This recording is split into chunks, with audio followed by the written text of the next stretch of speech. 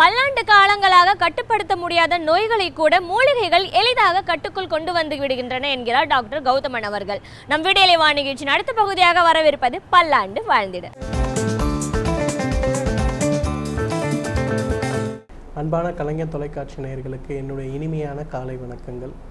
இன்றைக்கி நம்ம பார்க்கக்கூடிய தாவரத்துடைய பெயர் செந்தட்டி அப்படின்னு சொல்லுவோம்.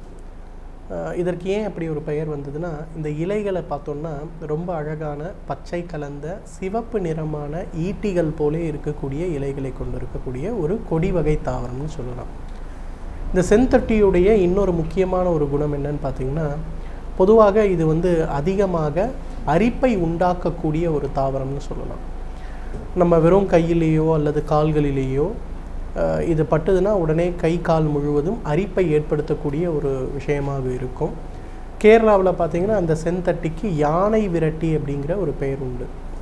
ஏன்னா பொதுவாக வேலிகளில் இருக்கும்போது தேயிலை தோட்டங்களில் ஏலைக்காய் தோட்டங்கள்லாம் பார்த்திங்கன்னா பொதுவாக யானைகள் அதிகமாக கலாட்டா செய்யும். ஸோ அதை தடுப்பதுக்கு என்ன பண்ணுவாங்கன்னா, இந்த செந்தட்டியுடைய கொடியை வேலியில் வைத்திருப்பார்கள். ஸோ அந்த வேலிக்கிட்ட யானை வந்தாலே அரிப்பு தாங்காமல் அந்த இடத்தை விட்டு வேகமாக ஓடிவிடும். இந்த செந்தட்டியை பொறுத்தவரையிலும் வாயு சம்பந்தப்பட்ட நோய்களுக்கு இயற்கை கொடுத்திருக்கின்ற மிகச்சிறந்த ஒரு அருமருந்துன்னு சொல்லலாம். பொதுவாக செந்தட்டி இலையை பொறுத்தவரையிலும் பச்சையாக இருக்கும்போது தான் அது அரிப்பை ஏற்படுத்தும். உலர்ந்த பிறகு எந்த விதமான அரிப்பையும் அது ஏற்படுத்தாது. ஸோ இந்த செந்தட்டியுடைய தாவரத்தை பொதுவாக வைத்தியர்கள் எடுக்கும்போது என்ன பண்ணுவாங்கன்னா, ஒரு கத்தி வைத்து அதோட வேர் பகுதியில் மட்டும் லேசாக கட் பண்ணி வச்சுருவாங்க. அப்போ என்ன ஆகும்னா, 1-2 நாட்களிலேயே பார்த்திங்கன்னா அந்த கொடி நன்றாக உலர்ந்து விடும். உலர்ந்த பிறகு சாதாரணமாக கையை வைத்து நம்ம எடுத்தோமே ஆனால் எந்த விதமான அரிப்பும் ஏற்படாது. இந்த மாதிரி உலர வைத்து எடுக்கப்பட்ட அந்த தாவரத்துடைய இலைகளை ஒரு 100 கிராம் தண்ணி 100 மில்லி தண்ணீருக்கு 10 கிராம் அளவுக்கு அந்த இலைகளை இட்டு லேசாக கொதிக்க வைத்து அதை 50 மில்லியாக குறைத்து வடிகட்டி எடுக்கக்கூடிய அந்த ஒரு கஷாயம், அதை காலை ஒரு வேளை உணவுக்கு முன்பு, இரவு ஒரு வேளை உணவுக்கு முன்புங்கிற மாதிரி தொடர்ந்து உபயோகப்படுத்தும் போது எவ்வளவு நாள்பட்ட வாயு சம்பந்தப்பட்ட கோளாறாக இருந்தாலும் அது மறைந்து போகிறத பார்க்கலாம். இரண்டாவது, செந்தட்டி மூல நோய்க்கு ஒரு மிகச்சிறந்த மருந்துன்னு சொல்லலாம்.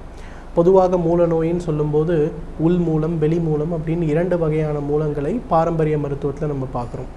உள் மூலம் அப்படிங்கிறது மலம் கழிக்கும் போது உட்பகுதியில் ஏதோ அடைப்பு ஏற்படுத்துவது போல இருக்கும், வெளிவராது. வெளி மூலம் அப்படின்னு சொல்லும்போது மலம் கழிக்கும்போது ஒரு உருண்டை போன்ற தசைப்பகுதி வெளியே வரும்.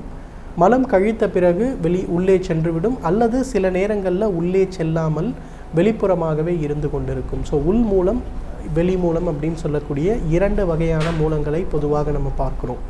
இந்த 2 வகையான மூல நோய்க்குமே நல்ல தீர்வளிக்கக்கூடிய ஒரு மருந்து செந்தொட்டி. செந்தொட்டி உலர வைத்து எடுக்கப்பட்ட இலைகளை ஒரு தேக்கரண்டி அளவுக்கு நீர் மோர் அல்லது பசு மோரில் கலந்து காலை ஒரு வேளை உணவுக்கு முன்பு, அதே போல் இரவு ஒரு வேளை உணவுக்கு முன்புங்கிற மாதிரி தொடர்ந்து சாப்பிடணும். அந்த மாதிரி சாப்பிடும்போது பார்த்திங்கன்னா அந்த உள்ளே இருக்கக்கூடிய மூலம் அறுவை சிகிச்சை இல்லாமலேயே சிறிது சிறிதாக கரைந்து போவதை நாம் பார்க்க முடியும். அதே போல் நிறைய பேருக்கு இரத்த மூலம் அப்படின்னு சொல்லுவாங்க. அதாவது சில நேரங்களில் காரமான உணவுகளை சாப்பிடும்போது அதிகமாக உட்கார்ந்திருக்கக்கூடிய பிரயாணம் செய்யக்கூடிய வேலைகள் ஏதேனும் செய்தீர்களானால் அந்த நேரத்தில் பார்த்திங்கன்னா அவர்களுக்கு இந்த மூல நோய் பாடாப்படுத்தும். உட்காரவே முடியாது. சிறிது நேரம் மலம் கழிக்கும்போது கூட மலம் இறுகி கடினமான ஒரு பொருளாக வெளியேறும். அவ்வாறு அது வெளியேறும்போது பார்த்திங்கன்னா வயிற்றில் இருக்கக்கூடிய பகுதிகளை கிழித்து விடும். அந்த ஆசனவாயின் நம்ம சொல்லக்கூடிய தசைகளை கிழித்து விடும். அப்போது உதிரப்போக்கோடு கூடி மலம் வெளியேறுவதை பார்க்கலாம். அந்த மாதிரி உதிரப்போக்கோடு மூல நோய் இருப்பவர்களுக்கு இரத்த மூலம் அப்படின்னு பேர். அந்த மாதிரி இருப்பவர்கள் கூட செந்தட்டியுடைய உலர வைக்கப்பட்ட இலைகளை எடுத்து அதை நன்றாக நீர் மோரில் கலந்து காலை ஒரு வேளை உணவுக்கு முன்பு, இரவு ஒரு வேளை உணவுக்கு முன்புங்கிற மாதிரி தொடர்ந்து சாப்பிடும்போது எவ்வளவு நாள்பட்ட இரத்த மூலமாக இருந்தாலும் மிக வேகமாக குறைவதை பார்க்கலாம். செந்தொட்டியுடைய இன்னொரு சிறப்பான மருத்துவ குணம் என்னன்னு பார்த்தீங்கன்னா, வெரிகோஸ் வெயின்ஸ்ன்னு நம்ம சொல்லக்கூடிய கால்களில் ஏற்படக்கூடிய பச்சை நிறமாக இரத்த குழாய்கள் வெளிவரக்கூடிய அந்த ஒரு பிரச்சனைக்கு ஒரு சிறந்த மருந்துன்னு சொல்லலாம். நிறைய நேரம் நிற்பவர்கள், நிறைய நேரம் நடப்பவர்கள், கால்களில் அதிகமான அழுத்தத்தை கொண்டிருப்பவர்கள் எல்லாருக்கும் பார்த்திங்கன்னா இந்த வெரிகோஸ் வெயின்ஸ் வரும்.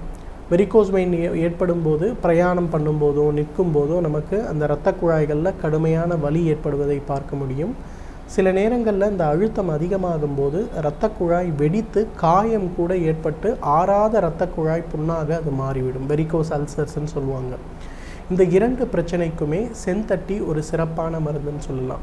செந்தட்டியிலிருந்து எடுக்கக்கூடிய இலைகளை உலர வைத்து எடுக்கக்கூடிய கஷாயத்தை காலை ஒரு வேளை உணவுக்கு முன்பு, இரவு ஒரு வேளை உணவுக்கு முன்பு அப்படின்னு தொடர்ந்து சாப்பிடும்போது வெரிகோஸ் வெயின் மற்றும் அதில் இரத்த குழாய்களில் இருக்கக்கூடிய அடைப்புகள் மறைந்து போகிறத நம்ம பார்க்க முடியும்.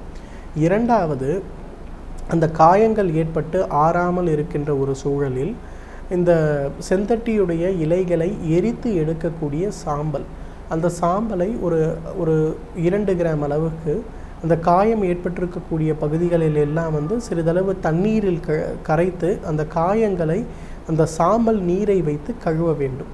அவ்வாறு கழுவும்போது பார்த்திங்கன்னா மிக வேகமாக அந்த காயங்களில் இருக்கக்கூடிய தேவையற்ற கழிவுகள் வெளியேறுவதோடு மட்டுமில்லாமல் அந்த திசுக்களுடைய உருவாக்கம் சீராக இருப்பதை நம்ம பார்க்கலாம். திசு உருவாக்கம் சீராக இருக்கும்போது மிக வேகமாக அந்த வெரிகோஸ் அல்சர் மறைந்து போகிறதையும் நம்ம பார்க்கலாம். ஏன்னா நிறைய பேருக்கு பார்த்திங்கன்னா வெரிகோஸ் வெயின் ஏற்பட்டு கடுமையான வலியாக மாறும்போது அவங்க உடனே என்ன பண்ணுவாங்கன்னா அறுவை சிகிச்சை செய்து கொள்வார்கள்.